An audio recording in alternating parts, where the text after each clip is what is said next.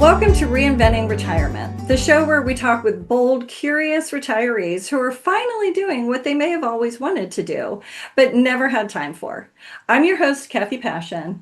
If you are looking for inspiration, ideas, or just a nudge to try something new, you're in the right place. And I'm thrilled today to have with me teacher, journalist, and author John McGory. And John, which of those titles continue to be what you are? Because I know you're never doing just one thing. Well, I've always thought myself first as a teacher. I You know. know, I, Yes, you I are. I got a degree in education from Ohio State, and I started off in my career as an eighth grade government teacher and football coach back in my 20s, and I don't think I've ever really left that, even though it may bug people that I try to teach them things that they don't want to be taught about, but that's the way it goes. And who are you teaching these days? These days, I'm teaching students at Ohio Wesleyan University. I teach writing, journalistic writing, and so I've been doing that for 4 years or so, and it's been a pleasure. Like I said, I like kids, especially 18, 19-year olds. They're not jaded enough, so you can still get through to them if you're lucky. So, I wish we had forever because I would love to talk to you about AI. Maybe we can get you to come back Okay. and talk about that because just the fact that you're teaching people writing hmm at such an incredibly interesting evolutionary time hmm in writing. hmm Yeah. Well, we just did in fact, my class, we just did a survey of 140 students, about 10% of the OU student population. And the questions were about AI and also their Wi-Fi system. And, it was interesting, some of the findings, but the freshmen don't use it as much. The juniors and seniors use it all the time. So I think they figure it out as they go along that, hey, we can just do this. But Absolutely. but as someone who teaches writing, it's not really very difficult to tell when a student uses AI. It's like, well, when did you get so smart? Because That's what I hear from the instructors yeah, I'm familiar with. But tell us, take us back. You had a long, wonderful career, but did a lot of interesting things. So tell us a little bit about the actual career part of this, and then the transition to, I call them the retirement years. okay, Nobody retires, but the retirement years. okay. What? How long's this show? We go back. We go back. So, it's 50 years. We can tell a lot of stories, and and it can get really kind of lengthy. So try to reel me in at times because I'll get carried away. But yeah, I grew up in a little town in northeastern Ohio in Trumbull County, and I played football and got a football scholarship. Played 1 year in college and realized that the NFL I had the speed, but I didn't have the size, and so I transferred to Ohio State and got my degree in education. And then I went to Athens in Athens, Ohio, and I taught eighth grade government for 3 years and coached the football team there. And that was my first career choice was did I want to go and be a football coach? Because I was the head coach of the team and I liked coaching a lot. It was a lot of fun. Or did I want to do more serious things in life? And I decided to, I didn't want to devote my entire life to a game. So I went back and got a graduate degree in journalism from Ohio University, and I went on and through just some sheer luck, I ended up being the spokesman for the first spokesman in the history of the Ohio Supreme Court after I graduated. And in fact, to this day, and this was in 1982 when I was hired, and to this day, I'm still the only Democratic spokesman in the history of the Ohio Supreme Court because after we lost the election in 1986, the Republicans won, and they've been holding the court ever since. So I have that honor and distinction of being the only Democratic spokesman in the history of the Ohio, and I may very well, be that hold that forever. The way it's going. But we're not going to get into politics too much. But I got into politics. I was in politics, and after that, I was a lobbyist for the Home Building Association. Did that for a dozen years or so, and got to know a lot of, I know all the elected officials over the years. Of, but and that career was kind of a little bit on being a lobbyist is a hard career. It's tough on Mm, families. You're mm, out a lot. mm, You're entertaining people. mm, If you're not golfing, you're drinking, and mm, and those two things mm. are great for marriages. And so after having three kids, I got divorced. Around 2000 or something like that, and then my life went sideways for a while. I was in a destructive phase, I would say, and then Happens. but then I turned around and got involved in, I had been in the development industry since Mm. as a spokesperson, so I got to know all the builders and the developers, and so me and another person, we developed some of the first infill housing in Victorian Village and that area, and What's built infill housing? we took some area that when people started moving back into the city about 2000, and became Hmm. more fashionable to build nicer housing units in the city. We had the But old displacing people who, actually, well, we well, this is an interesting. So we bought a park. The Godman Guild had a little park on Second oh Avenue, my gosh. Delaware Avenue in Victorian Village. And the fact of the matter is, there were some basketball courts there, and the neighbors didn't like the kinds of Right, what was going on around the basketball court, so right. they were happy to for that we bought it, which was we were shocked by because we were saying, "Oh, we're going to buy a park and build them houses." People, we were figuring we were going to get scalped, but it was exactly the opposite. Well, And we built very nice units, and the builder was someone that I knew from my connections with the home building, Rockford Homes. They did a great good. job, and so we built through what about 60 or 70 units over 4 or 5 years, and they were all very successful. And so, made a lot of money while I was still struggling through life. So it was a strange combination that probably didn't suit me very well.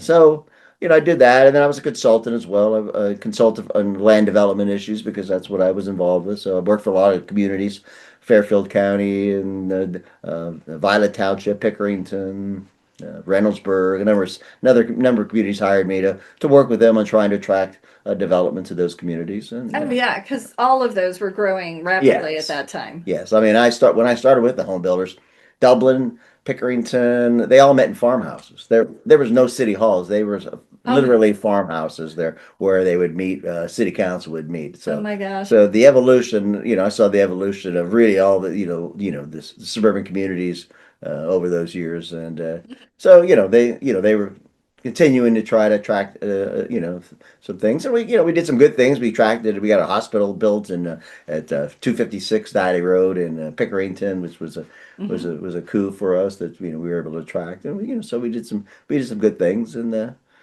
so I did that for a number of years as well. So I got away from the everyday 9 to 5, Yeah. and transition from that into being a developer and being a consultant where you set your own schedule, which is in some ways very good, but but in other ways it can be, you got to be self-motivated, Mm. and that's sometimes, the difficult thing to do as well. So so really from an early on, I never like worked with one company, for 40 years, as my brother did and my sister did. My brother worked for the state, my sister worked for the phone company, and for all those years, and they would just complain all the time how much they hated their jobs, and I was like, well, and they'd always, what are you doing? And, like, I'd tell them, and they'd just shake their head and so, Yeah. you know. So after the development work Mm, that you mm, did, mm. what did you transition into? Well, then, I was involved in real estate, and Yeah. so we were doing. That's when I was consulting, and then we also were trying to put together some land deals, trying to strike it rich. But then, and we were doing pretty well, and then 2008 hit, Oh and God. we had a 100-acre property that we started to subdivide, and we were doing pretty well for commercial, and then it all fell apart. We had like 8 or 9 contracts just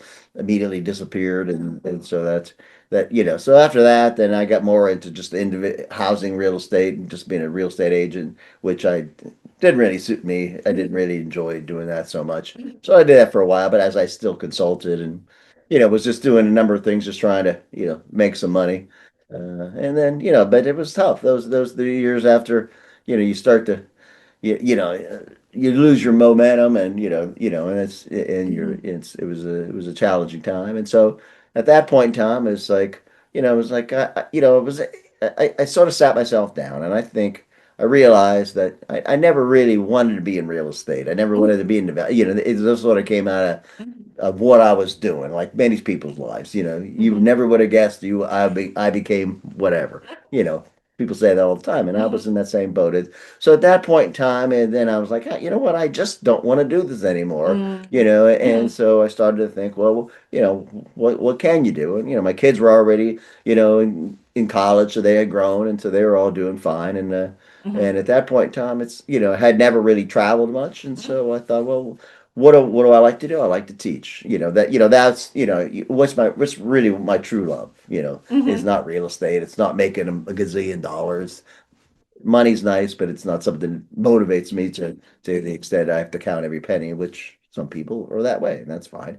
Everybody's different. And Mhm. so then I said, well, and then one day I was on the internet, and there was an ad that said, teach in China. And I Mhm. said, and that was kind of funny because I had a cousin, and she was mentally challenged, but she was really a really interesting person. So every Thanksgiving, this is right around Thanksgiving time, so we'll tell a Thanksgiving story. So she'd always say, "Cousin Johnny, go to China. Cousin Johnny, go to China." Every year, years after year, and we always, Janet was her name, and we'd always laugh, and we'd play along and have fun, and so that just sort of crossed my mind, go to China. It was like, now that's an adventure. That's an adventure, and I always sort of liked adventure. To me, going and doing things probably was why my career was so haphazard. It's like I'd like to try new things, try something different. Don't if I had to teach for 40 years though, my mom, I remember when I told her I was gonna, quit teaching and get a graduate degree, and she said, "Well, John, it's a great job. You just teach and I was like, "Nah, I just can't do it.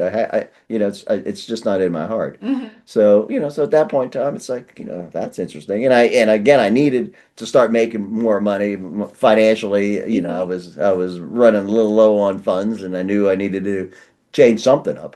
So I said, okay, let me apply. So I sent a person a note on that day and says, Oh my I might gosh. be interested. Yeah. 20 minutes later, the phone rings. Hey, this is Bob from China Recruitment, whatever the company was. So when do you want to go? I was like, it stunned me, that I, within 20 minutes, and this was like in March of it'd have been 2014. Uh-huh. And I said, well, I mean, I could go maybe in the fall. I need like 6 months I've got a house, I've got, stuff to wrap, put a bow on. So they said, okay, that's fine. And they said, where do you want to go? I said, well, I want to teach college students. I don't want to teach kindergarten or young kids. And I want to live in a big city. I don't want to live in, Mhm. out in the boonies. So I said, okay, we can do that. So they came back and said, we got a job for you at a university, John Hine University in Wuhan.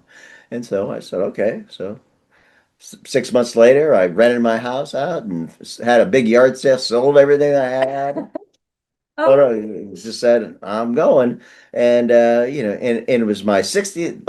I left on my 60th birthday. oh my The gosh. day I turned 60 was the day that I left, and that worked because generally they didn't hire anybody that was over 60 Oh my in China, gosh. so they let me come in under the wire, Uh, and so off I didn't know a soul in China. I didn't know anybody, anything. Just had a couple of suitcases and a little bit of nerve, and next thing I know I was in Beijing airport stumbling around wondering oh what my new gosh. world I was in. And believe me, if you ever want to do something that's really gets you No. out of your comfort zone, Oh. I would highly recommend traveling to a country where you don't speak the language, you don't know anybody, and you're going there to work. And it you know it was great because for one you could be whoever you wanted to be, Yeah. because by the time you're 60, everybody's have you pretty much have you pegged for whatever they have you pegged as, and I wasn't, not all of them are the ones that you agree with, but that's what people think you are. And so, when you go to another place where no one knows you, you can be who you want. You can make up, Hmm. your own, or you could, there was people I know that were running and hiding from, they probably changed their names. There were some sketchy people, I'll say that. The teachers were, the Chinese people were great. It was the people they recruited. They were like, what crime did you commit? So, Okay, okay. So you land there. I assume at some point someone picked you up from the yeah, train yeah. station or From something. the yeah, from the airport. Judy was a I'm Chinese sure. lady, but Yeah. they all have English names. All the people that work, Yeah. so. Right. And Right. so Judy picked me up, and in the 6 years she became one of the dearest friends that I've ever had, and and helped me out in a number of ways, and I helped her out too. So we became friends. But so yeah, picked me up, took me to some crappy little apartment on campus, and you know uh, uh, you know 3 days later I was thrust into my first class. Now the fact that I didn't know Chinese, Mandarin was one thing, but all the students have had were supposed to have some speaking skills, some Hmm. English speaking skills. But my first year, I had a couple classes that had no speaking skills. Were you teaching English as a English, second yeah, language? yeah, Okay. Okay. yes. I was teaching English, and so they had no skills whatsoever. And so Oh my I would gosh. find one student. You could usually find one or two students, even in those classes, that could speak English, and so then I would just work through them and have them, interpret what I was trying to tell the rest of the class. And so, but after 1 year, the school realized that wasn't fair. They needed Chinese teachers to teach those classes, so they took those away, and then the classes that I had were generally, people were okay. There were some not so good, but Hmm. but it was a pretty much of a freewheeling class. The kids liked me a lot because they didn't, they say, Teacher John, we never had a teacher like you. And, yeah, no, and you never will. Not in China. Because they're just a different style of Right. teaching. They're a little more strict. They're a little bit more Yeah. lesson oriented. Yeah. And I'm trying to teach people how to speak English, which is more of a Yes. free flowing. You got to have a little more fun. We played games and stuff that, and had a lot of fun. And that was a pleasure. So, I thought I was going to go there for 1 year, and then it was 2 years. And then, so I stayed 6 years. And I had a number of jobs in between, it was easy to find part-time work. People wanted to hire you to help, so I worked as consultant for a bank and a number of Johnson and Johnson of China. I worked with them. I worked with a large logistics company. So I worked with a number of companies, and then I got a job also working for the English newspaper in Wuhan, the largest paper, which had about a circulation of about 70,000. Wow. So we worked with the with the Communist Party basically, and they ran the paper, but it was all just about things to do, things, they were trying to promote the city. It was more like a chamber of commerce piece, here's the flower show coming up, here's the, art exhibits and those kinds of things. So we worked with them to write the stories and edit the stories to make them readable. So the English speaking population, were they there? Like here, a lot of times you have a lot of military or something like that. Was it military or was it a lot of people from English speaking countries working for subsidiaries of companies or? I knew they didn't have an embassy there, but they have a smaller version of the State Department in Wuhan. And I knew Joe was the guy that was the head of it, and he was a good guy. I got to know him pretty well, and he told me that in Wuhan, a city of 11 million people, there were 700 Americans in the entire city. Oh my So, so if you just ran into a randomly ran, it would be rare that you God. ran into you know, so, but Wuhan's a big car city, so there was a lot of French speakers because Oh, the French companies had a number of cars, a number of companies there, as some other, but so French and German, there were more people from those countries than from America. so tell me if I got this wrong. Didn't you say the English newspaper had a Yeah, circulation of yeah, 70,000? so yeah, but a lot of it was Chinese people, who want to Oh, read English. And so, I mean, oh, I didn't know that. they're very dedicated. Many Mm, students are, you would get stopped on the street and people would want to talk to you just to practice their English. mm-hmm, mm-hmm. So yeah, the paper was, while it was written in English for expats that were in the city, but it was read by the Chinese Oh, population as well. And got so, it. you know, Now you taught the whole time you were there, right? mhm. Okay. So we're gonna tease the surprise. And John is an author of the Wuhan Games. Wuhan. Wuhan Games, a novel by John McGory, available on Amazon, Mm. right?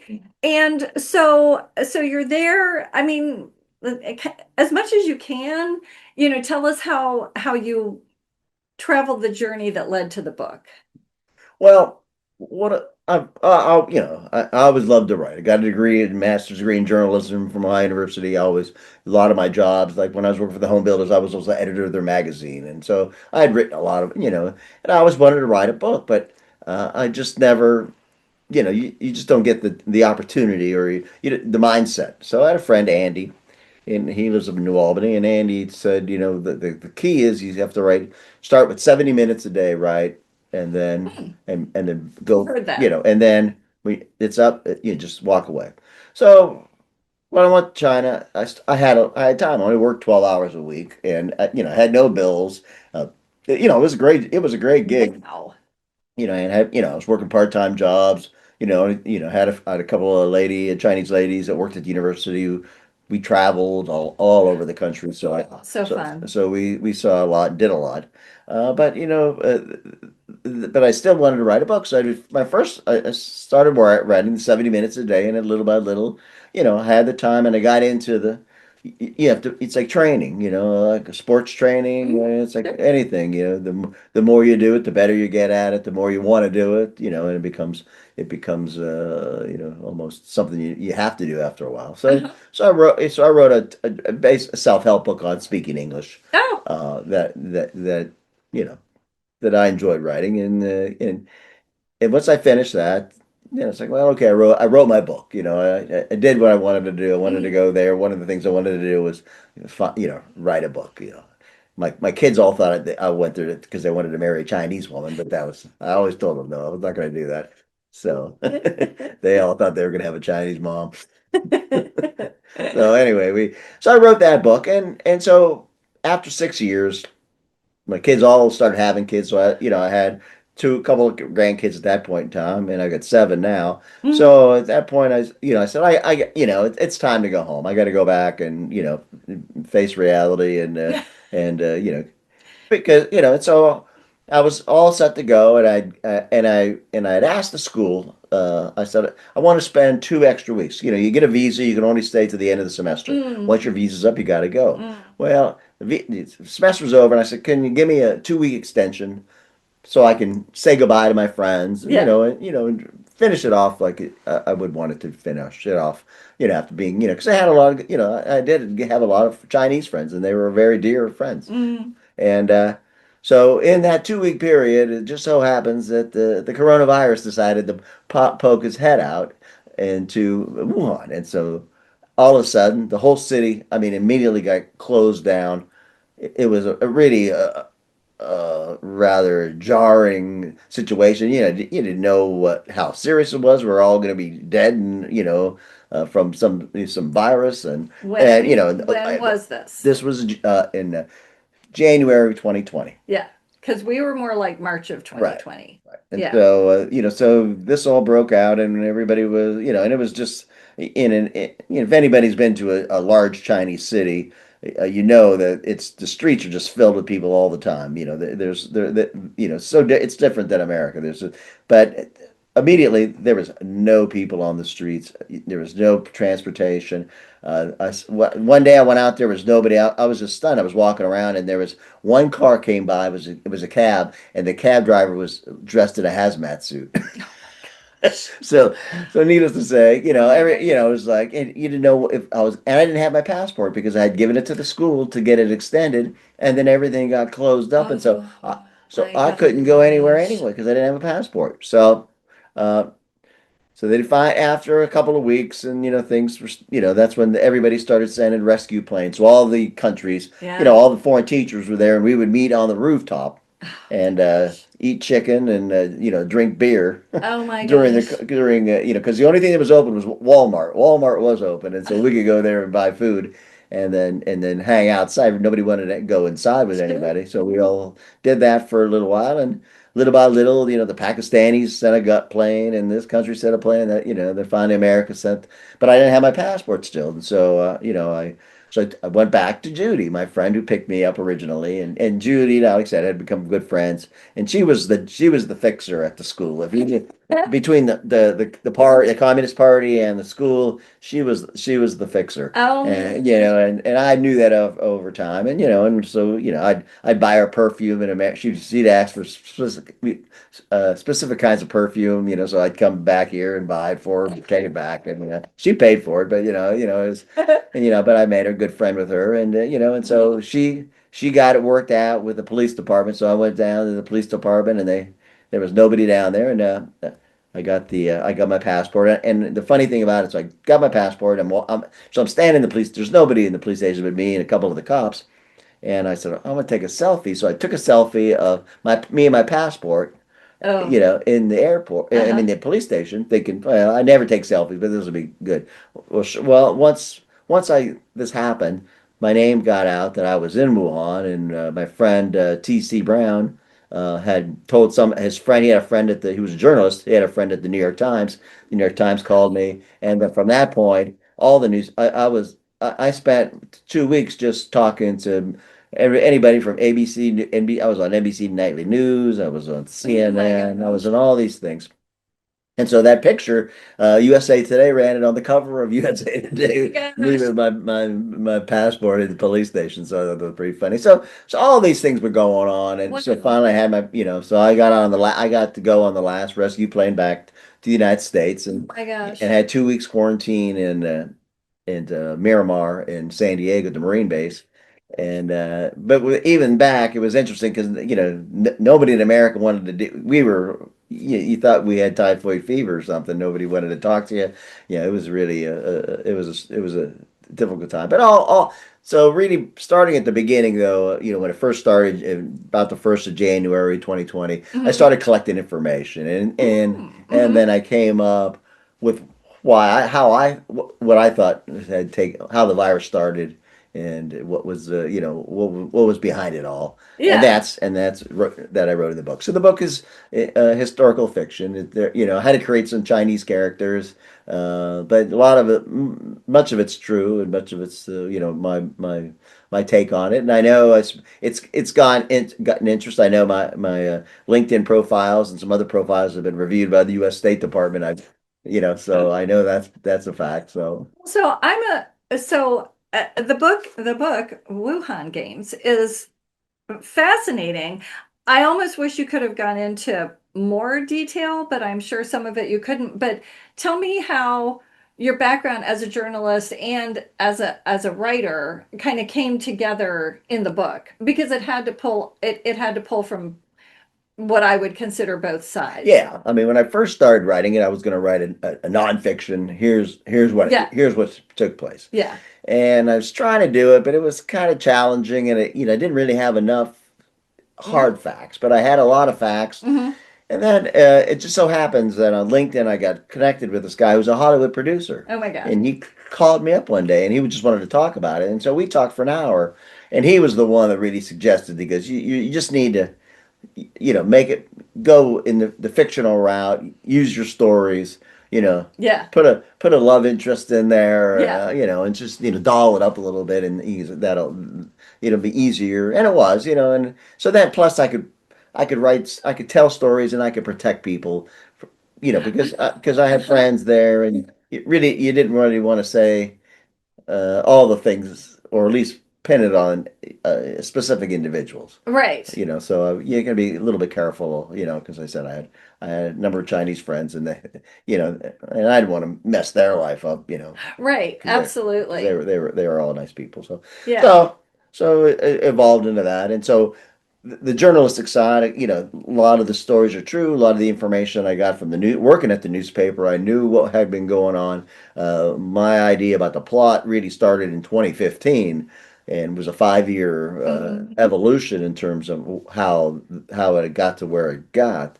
And so, so those days were important, and then the writing side is, just sitting down and getting into that, doing it every day. And I really didn't start writing the book until after my time in Miramar, when the story sort of came to conclusion, in terms of it evolving, Yeah, and after that, whether people wear masks and all the stories that go around that, the book doesn't deal with that. It that's doesn't the deal with the sequel. politics. It's not a pro this or pro that. It's Right, just this is what happened, right. and the masks and the vaccines and all the infighting that took place after that is another story that's that I don't deal with, and that thank God. It's written in what I consider kind of a different way because they're very short vignettes. Yes. And I loved it because I felt like I could grasp it a little more easily as opposed to getting lost in the middle of a chapter or something. What made you write it that way? Oh, for one, that's the way I think, and I wanted, I still think it would make a great movie, Right, and it's really written more in a screenplay fashion exactly. than anything else, Yeah. and the story sort of came together that way. So, that was my feeling of writing it that way. And that's, and also one of the things is, and I've heard this from a number of people. It's because I use the Chinese names, Hmm. people get confused and they get they have a hard time understanding or following along. And Uh-huh. so if much like a teacher, if you can just give it in small bites, Right. it might be a little bit easier to follow along because it can get a little people just seem to have a mental block when it comes to Asian names. Well, sure that. What I wanted, I've become such a creature of today. I wanted an emoji for each of them. Mhm. And if they each could have had their own emoji, and then if you had just had the emoji instead of their names, it would have been easier for me. Mhm. But I mean, I have to admit that didn't it didn't detract at all in the reading. So you're home. Did you write the book in 2020? It took me 4 years to write the book. Did it really? And so what were you doing also while you were here? Or were you like, Sitting in my bedroom like everybody else, well, during yeah. COVID. Oh my God, right? Yeah. Oh my You know, gosh. and that's where I did for 4 or 5 months after I got back, I still was doing, regular interviews with people. I did like I said, 5 minutes live on CNN in my bedroom. And I was thinking, now, how in the world did this ever happen? Why, one, I'm sitting in my bedroom, and Yeah, you're talking live to people on yeah. television, and I'm like, it's when it's just like when the virus came out. When I was telling you about my friend T.C. Brown, he Yep. was when I was talking to him, and he said, "Dude, you're at ground zero." And I was like, Yeah. "I said, I know." I said, "I'm not so sure," but I felt safe because there was nobody around. Yeah. But and that was so. So you just sort of it just sort of happened, and I still shake my head, and how 1 minute you're a speck on the wall in a city of Exactly. 11 million people and Yeah. halfway around the world, Yeah. and next thing you know you're on the front of the USA Today. It was Oh my like gosh. so I tell my students that you just never know Yeah. what life has in store for you, so you have to be prepared to Yeah. but my career had helped me prepare. I'd done TV, had done radio interviews, done all that. So it made it easy for me to do. But the only problem was many of the interviews wouldn't, for the American journalists, they'd call you at 11 o'clock their time in the morning, which was 11 o'clock, Yeah. And Wuhan. Yeah. and this was COVID time, so you're just sitting in your apartment all day long. You might have had a nip or two, and then by the time they call you at 11 o'clock at night, Well, I know I had Lester Holt laughing his butt off on NBC News before they started taping. It was oh my gosh. So you get home, you write the book. It's got to be what, 2024 or something like that. What's happening now? Well, and I have to say, you know, after I got back, really from 2020 to, through at least 2022, when I started, I think teaching I think I started teaching 21, 22, something like that, back at Ohio Wesleyan. But, it was depressing. I'm sure many people were depressed, but, I had just gone through one of the most exciting periods of my life, 6 years of living in a foreign country, and people loved me, taking me places, doing all sorts of things, going all over. It was just a fascinating time. I loved it. And then next thing you're just sitting in a bedroom killing time. Yeah. And so it was depressing. And so I think that was part of the reason why it took me so long to write the book. I was just mentally challenged, and which I think a lot of people once Oh yeah. especially if you had an say you're in a career that's you know uh, it's active. You're Yep. out doing something, you're Yep. moving around, you're dealing with people. Yep. You're going all the time. Yep. And the next thing, boom, you're sitting by yourself. Yeah. You get depressed. It's Yeah. it's hard not to Oh hard yeah. not what do you do with your time? And everybody was afraid to get together with people, and Yeah. so it was a struggle during those times. Now, But I'm not a lot of people were struggling with it, and I think people are still struggling from that. oh yeah. I agree. And I don't think I'll ever get over having to see our grandchildren in parking lots. Hmm. Yeah, Because we weren't going to go inside anywhere. So we just played in parking lots yeah, as best we could. How did you? yeah. We actually, with my grandkids, we pretty much all decided No, just the no. heck of we're just gonna no we're just gonna get together and Oh, oh, we yeah, just even we better. yeah we were gonna if you get sick you get sick, but so we would just go to somebody's house, have dinner on once a week, and That's just and great. hope for the best. And Yeah. and I did. I mean, I didn't get the virus in China. I did get it a couple times when I got back, but it was just like the flu, or so it wasn't even as Hmm. bad as the flu. So Hmm. it was nothing, Hmm. Yeah. thankfully, that I had to deal with, but while other people had it much more serious than me. But so that we started doing that, and that was sort of the evolution of retirement. It's like when I got back, it's okay. At this point in time, I'm like 66, 67.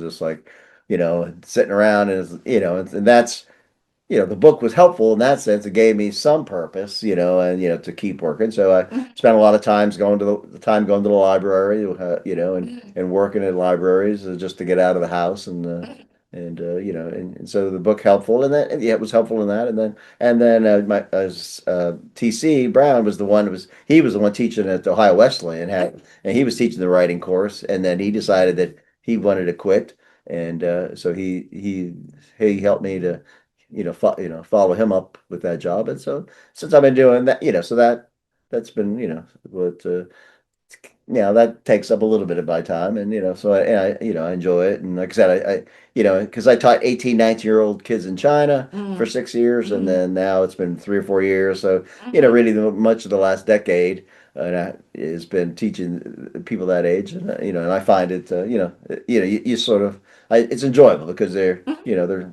they're generally, they were all good kids, and and it's fun to interact with them, and it helps you to stay active. Absolutely. So Yeah. And so let's talk about whatever the next evolution of retirement is. First of all, in terms of the book, The Wuhan Games by John McGory.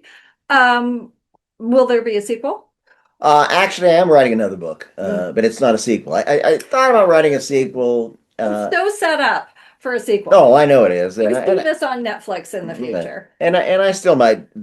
I have an idea or two, but I had another book that I always wanted to write, Oh, and so I'm writing that book right now, and this would be it's a prequel. oh, to this? Yeah. Oh, Oh, I take the same character and as a child, and oh, how about and that? so really the book's about a young boy growing up, and some of the exciting things that can happen in a young child's life.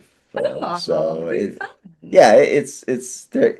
It's let's say I grew up in Youngstown, Ohio, which is back in the '60s was a rough and tumbled kind of town, and so there was some interesting stories that evolved in those years, and so I've pieced together a number of the stories again, in much the same fashion as this, short vignette types of stories that tell the challenges of growing up in that time. Oh yeah. So but this book I'm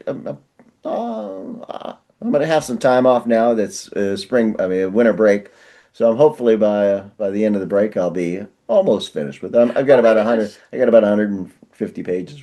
Most of it's written, and I just got to come up with the ending. But that's I think Hemingway wrote "Farewell to Arms." He wrote the ending 47 times, something like Oh my that. So gosh. so the ending obviously could take a little longer, but hopefully it won't be a 4-year process. I have gotten better at the process of writing, and Oh, it's well. like anything. Once you get a process down, and you know how it works, and Hmm. it's a little bit easier to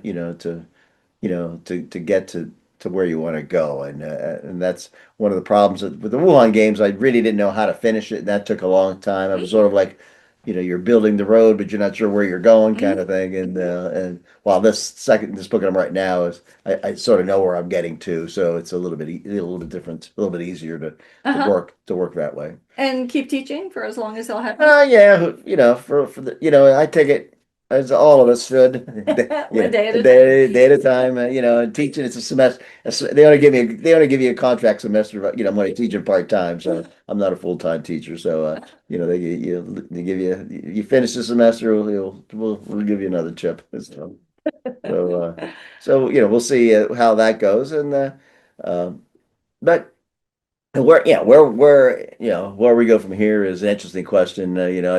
Because I have to admit, I still get bored. I have a tendency to like to have things going on, and I've always been a little bit hyperactive in that sense, and so that's I think the one thing that a lot of seniors start to struggle with, especially when they're active, Yeah. is what do you do with your time? And I always ask that of anybody that says, "Oh, I'm retired.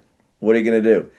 Well, then they start giving you the him and the haw, and then and I'm like, you need a plan, otherwise, it can be Hmm. you're gonna find yourself, Oh, thank you. That was one of the next questions. What would you say to suicidal. anyone thinking about it or in it? And believe it or not, most everyone I have talked to has said the same thing. Have a plan. Yeah, Yeah. if you can, if you, and get up off your butt and go do something. Keep, if you have friends, keep your friends. Try Hmm. to, try to maintain a group of friends. We meet every Wednesday. I have a group of friends. Anywhere we met last night.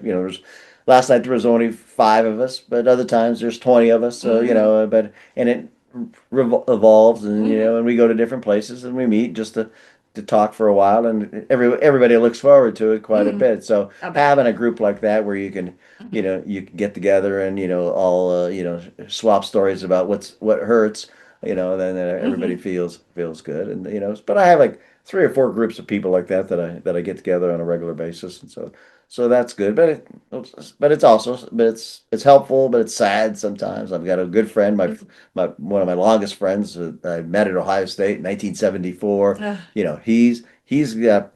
He's got cancer. His wife has cancer, and his mom is in hospice right now. I mean, as we speak today. So makes you want to cry. Hmm. It's important for you to reach out to them and try to Hmm. keep in contact, because one of these days it's going to be you, and Hmm. so that's the hard thing, is seeing people that you love and care about, Hmm.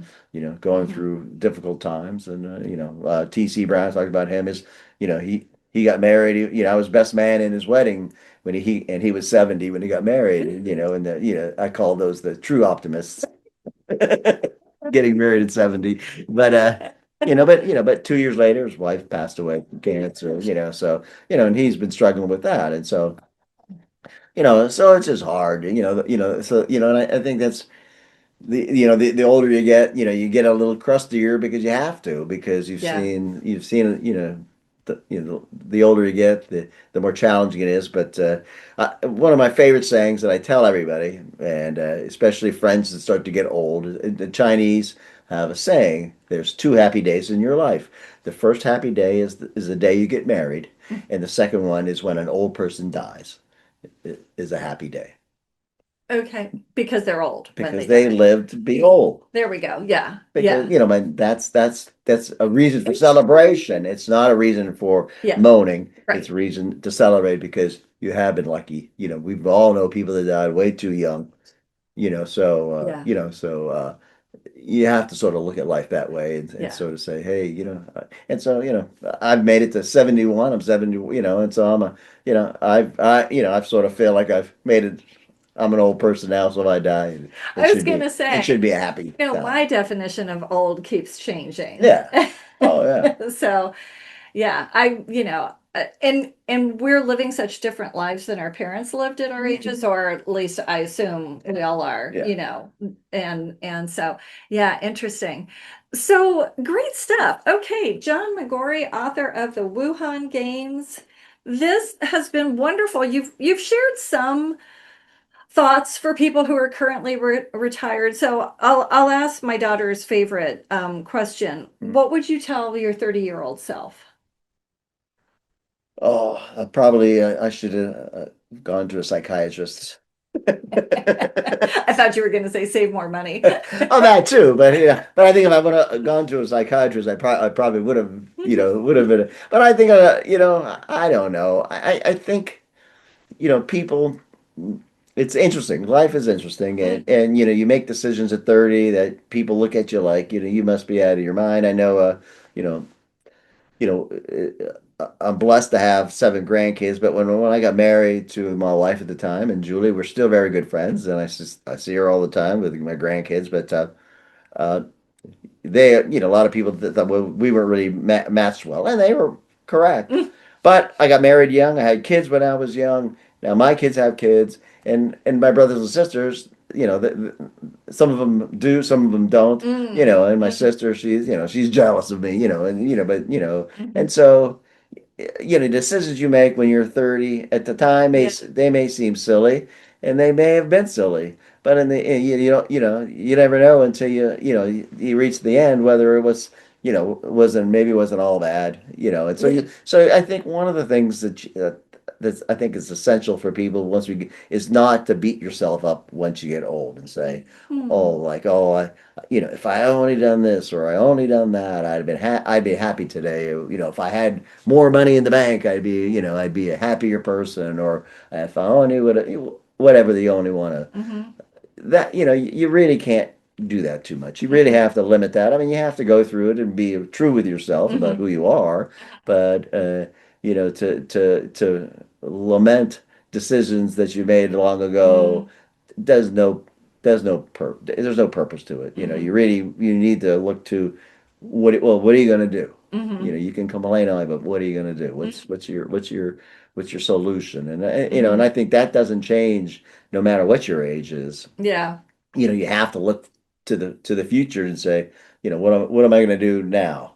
If I'm not happy, if I'm bored, okay, well, do something. So like, yeah, the other day I've taken some painting classes. Oh, so Yeah, fun. yes, and so I bought me a starter set, an acrylic painting starter set, Even that would be advanced for me, you know, though.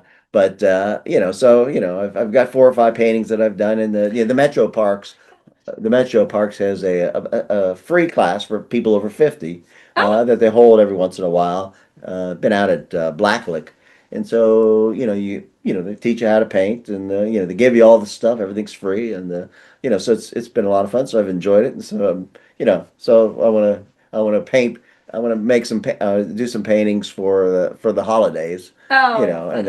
and then give them away to my kids, or Uh-huh. or friends, or maybe you'll get one too.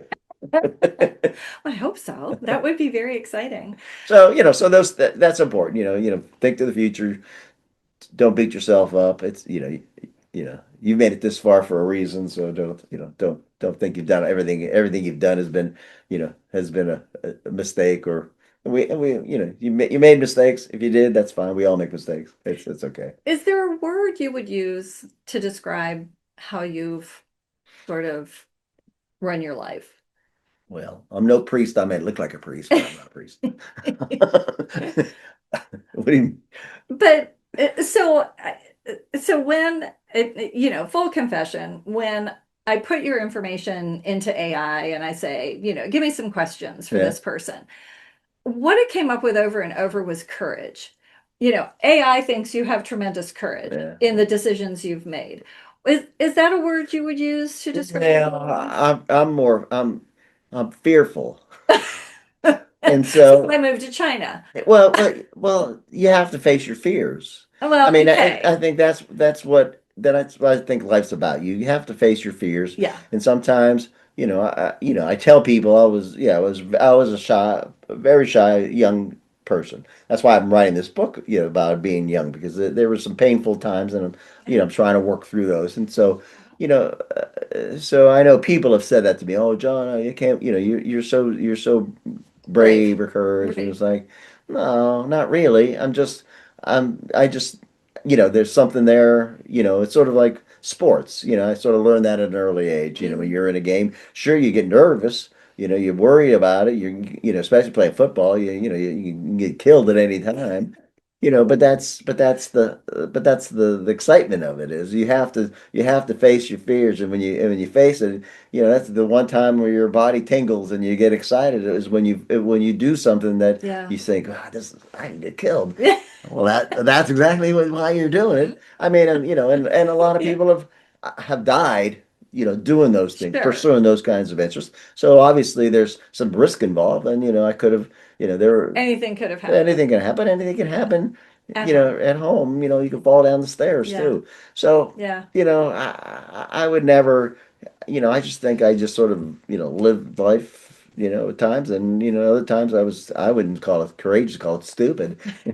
But that's how you learn too, is you do things and see where it leads you, and Yeah. so the problem with leading the life that now that I'm sitting down kind of bored because I don't have anything that it makes me want to be courageous. I don't have an idea. Maybe it'll come to me one day. Generally, it's what's happened in my life is I'll be going along fine, and then something will get sticks in my head, and like, oh, and then I do it. Is your cousin Janet still around? No. Oh, darn. So No. she's not here to prophesy what you're going to do No, next. yeah, no, yeah, off the, Well, John McGory, author of the Wuhan Games, thank you so much. my This has been pleasure. so much fun. Look, Kathy. It's been way too long since I've gotten to spend time with you, and Yes. hopefully this will be the beginning of spending a little more time together. Yes, yes, yes. And full disclosure, we go back a long way. So we've been friends for 20 21? years, 20 years at least. Yeah. I think it was 2001 or something Yeah, like right that. I around was there. trying to think, and it's like, how did I get that old? But it happens to Uh, everyone. So I, it's inevitable. I don't even remember how I met you.